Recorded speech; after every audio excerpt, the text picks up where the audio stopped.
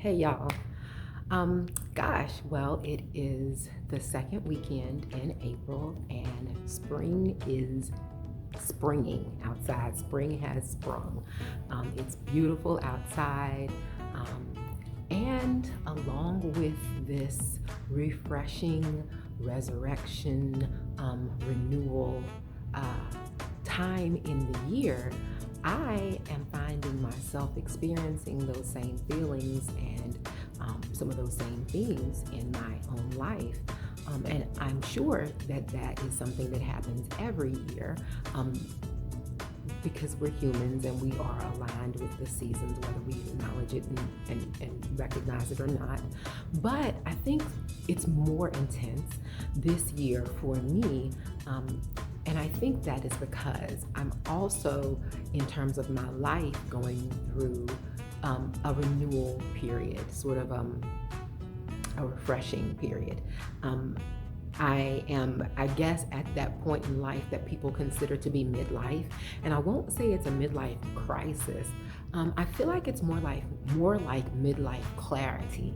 And I feel like the midlife clarity that is coming to me is also being accompanied by being some midlife uncomfortability, because I'm recognizing that the life that I live, the life that I'm living, things that I'm doing on a day-to-day basis doesn't necessarily align with what I always said I wanted or with the dreams that I have for myself. I'm kind of checking back in with myself about those dreams and wondering if they're still there, have they changed, and what does my life look like for this second act, second half of it. And so I feel like that's where I am in my life, and I feel it that is intensifying this spring renewal, resurrection, redoing time period for me. And so with that, I've really been looking closely at a lot of the things that I do on a day-to-day basis, the relationships that I have, even where I live, and the activities that I'm engaged with. And I'm recognizing that I'm having to let go of not dreams that I've had, but the way that I have pursued those things that I've wanted in my life. Because I wanted those things in my life so much, I haven't always honored my own voice or my own desires when it came to those things. And here's an example. Because one of my hobbies, the things that I like to do, is just amateur acting, or let me just say acting, and I do it locally in community theater and whenever there's an opportunity.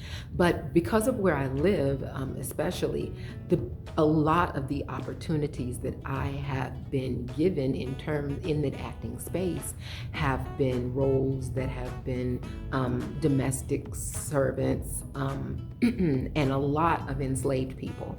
And I personally don't have a problem with playing enslaved people. I don't feel less than as a person because my ancestors were enslaved. That totally confuses me.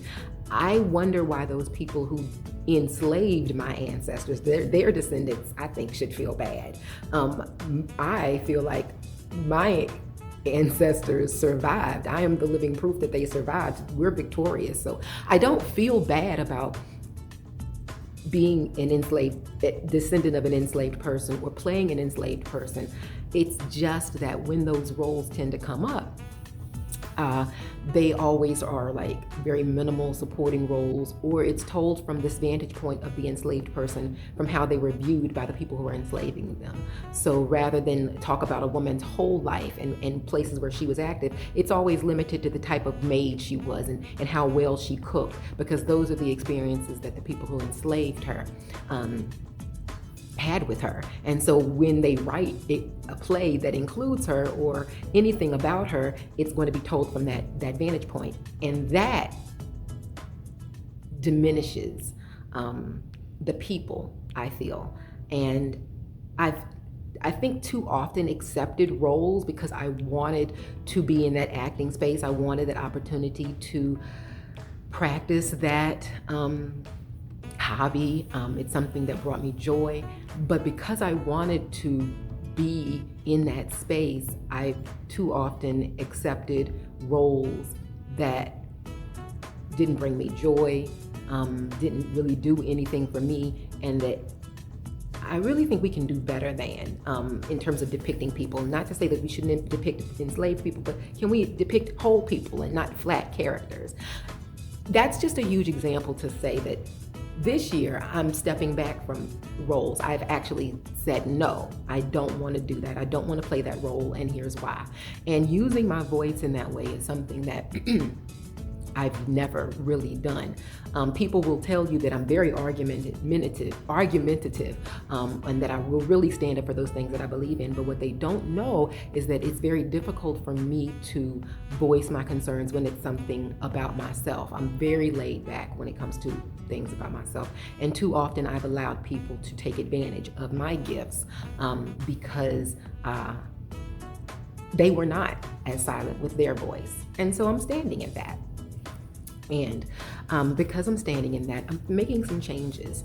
And some of those changes are going to affect my yoga practice, not only my personal practice, but my teaching practice, which is becoming a part of my own personal practice, because anything that me being a person who learns and then teaches is just a part of who I am. So anytime it affects the teaching thing, that part of me, it's affecting me. But that's going to change, and it's really going to change because I want to make sure that I'm aligning myself with people who have similar values and view yoga in the same way that I do, and view just this whole practice in the same way that I do.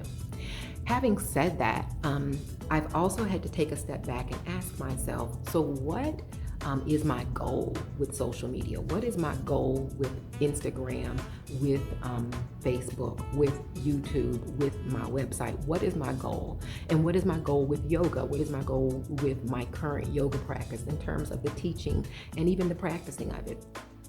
And what I have come up with is that my goal in using those things is to deeply explore various kinds of various spiritual paths, and to deeply explore yoga and how it aligns with other spiritual paths.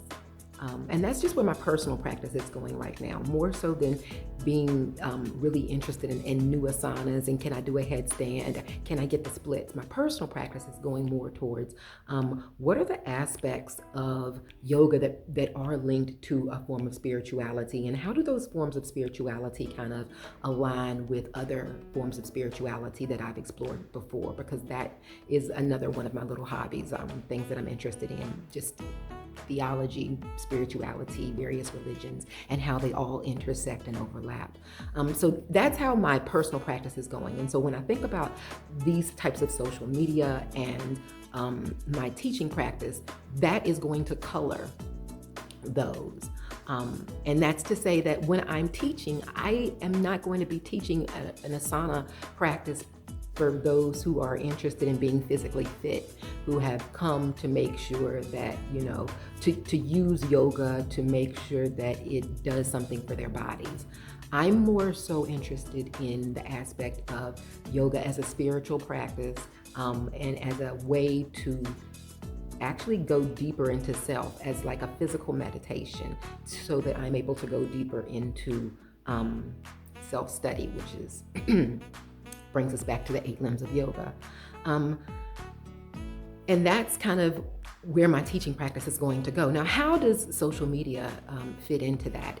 Another of my goals is also, as I go deeper into yoga, is to share and chronicle my experiences. I'm chronicling my experiences not only as a testament for myself, because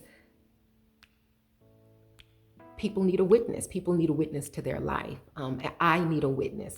And so chronicling it on YouTube or Instagram is going to give me that opportunity to look back and have a physical witness of my yoga practice and the teaching practice and how it developed and how it changed and what my journey looked like. So that's definitely also one of my goals, a major, objective goal, a pillar of the whole practice for me. And in sharing that, so not only in going deeper, and also in sharing and having a witness to my practice, but in sharing that, I also want to be of service. I want to be of service primarily to Black and Indigenous people of color, but really to everybody, minorities up. Let me say it like that. And that's just because I believe that those are the people who need yoga the most. And also because that's my audience. I'm not saying that yoga shouldn't be given to everyone. I'm saying that there are a bazillion yoga teachers and everyone should find their niche, should find their audience. And my particular audience is people with whom I have something in common. So that includes women, and that people who identify as women, and that includes Black and Indigenous people of color, because we have common experiences and we're going to go at the practice from, I believe, a similar way. That's not to exclude anyone. It's just to be very clear about who I am holding space for. And my goal in sharing another of my goals in sharing my practice is to be a facilitator for those people to encounter yoga, to go deeper into yoga, and to practice yoga. So being very clear now about what my objectives and what my goals and what my purposes are is going to help me to be very clear about the type of content that I share. So for instance, my goal is not only to share practices that you can use to begin your yoga practice, but also because that'll support you in your journey, but also to talk a little bit about my own yoga journey. So say all that to say, expect regular videos of my yoga in my mind, if you will, yoga in Makeda's mind, because a lot of my yoga practice is actually moving into that space between my ears. And I think that's a good thing. I will do another video where I talk about my yoga journey thus far. So kind of what brought me to yoga and how I have gotten to this point, and maybe where I expect to go next. But of course, man plans and God laughs. I hope that you have gotten something from this talk. And if nothing else, I hope you maybe know me a little bit more. And I can't wait to practice with you again or to have a discussion with you again. So until we speak again, have a great day.